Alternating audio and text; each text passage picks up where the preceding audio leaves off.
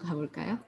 자, appreciative inquiry는 이 두 단어가 그렇게 한국인들한테 익숙하지는 않을 것 같아서 하나하나 풀어서 설명을 해보면 AI에서 appreciative는 감사해 하는 그런 의미와 비슷한 맥락으로 우리 현재 조직의 강점, 우리 현재 조직의 자산, 우리를 현재로 존재하게 해주는, 우리 조직에 활력을 주는 그런 것들이 뭐가 있을까? 그런 것들을 appreciative라고 하고 그걸 탐색하는 것을 inquiry라고 합니다. 그래서 appreciative inquiry는 조직의 강점을 찾아내고 요 강점에 기반해서 그걸 중심으로 조직의 변화를 추구하는 조직개발 프로그램이다. 이렇게 얘기할 수 있습니다.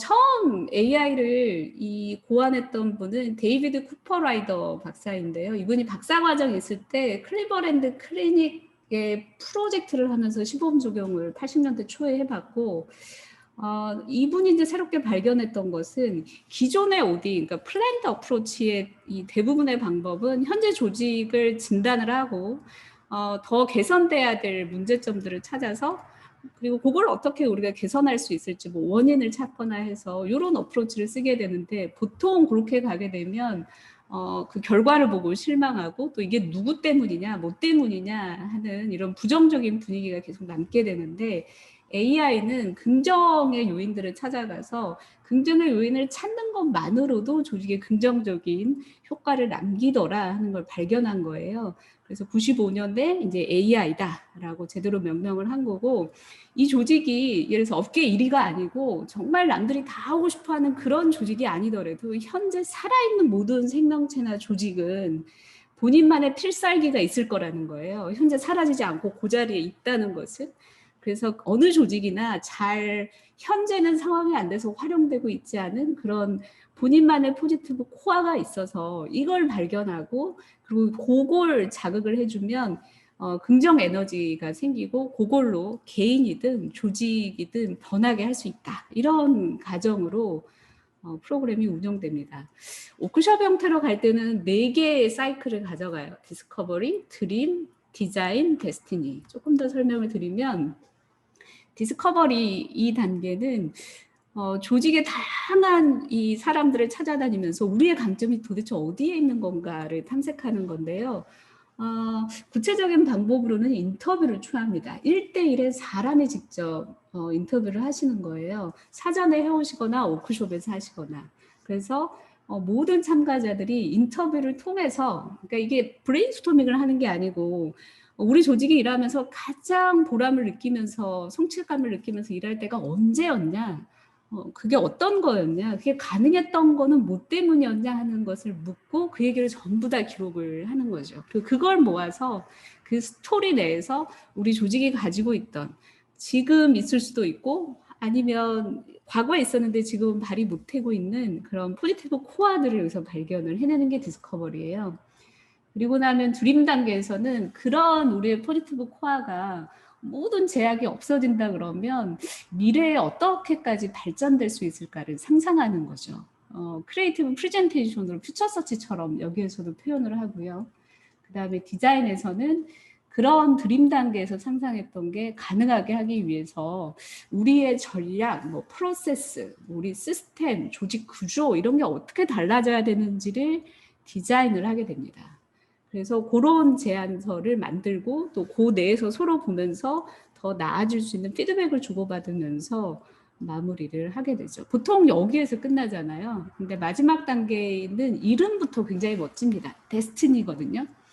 우리가 지금까지 상상하고 논의했던 게 우리의 운명이 되게 하기 위해서 우리는 지금부터 어떤 액션을 취할까를 논의하는 겁니다.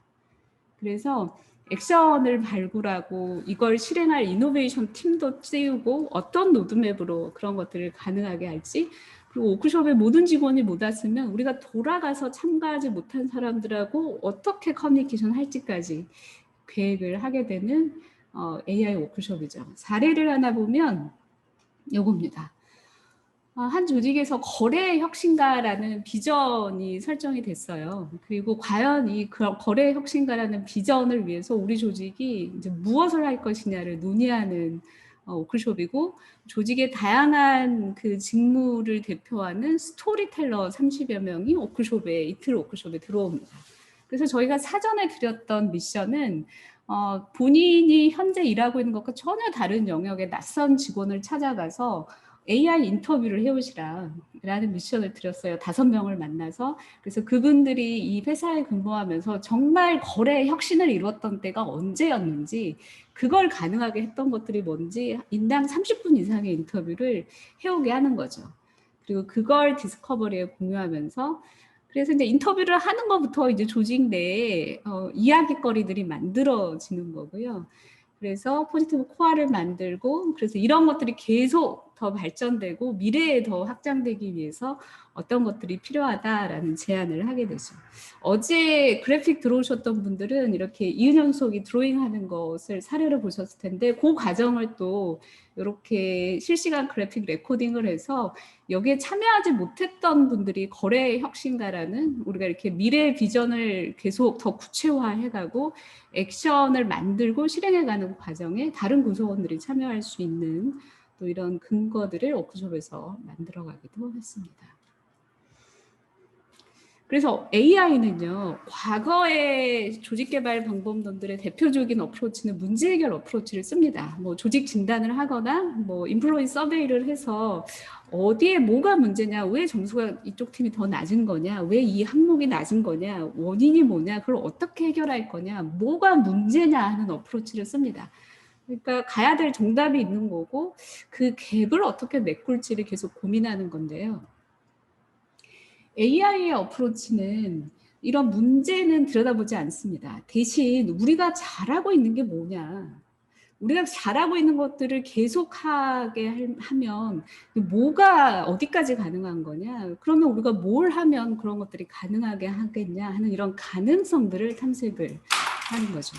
우리가 조직의 변화를 위해서 문제 해결 어프로치를 따를 수도 있고 강점을 탐색하는 AI 어프로치를 따를 수도 있거든요. 이거 이제 개인의 개발도 마찬가지일 텐데, 그 차이점은 내가 그 대상자가 됐을 때, 조직의 구성원이었을 때 문제 해결 어프로치와 강점 탐색 어프로치에 참여했을 때 어떤 경험을 하게 될까를 상상을 해보시면 이 강점 탐색 AI 어프로치가 가지고 있는 그거 하나의 색깔, 느낌을 이해하실 수 있을 것 같습니다. 자, AI는요, 데이비드 쿠퍼라이더가 쓰신 책이 있어요. 그리고 다이아나 위트니 박사하고 같이 강의도 많이 하시기도 하고, 이 2가지 책만 보셔도 충분히 여러분이 AI를 하고 계신 코칭이나 뭐 교육이나 이 조직의 변화 관리에 충분히 활용하실 수 있을 것 같아서 레퍼런스로 적극 추천드립니다.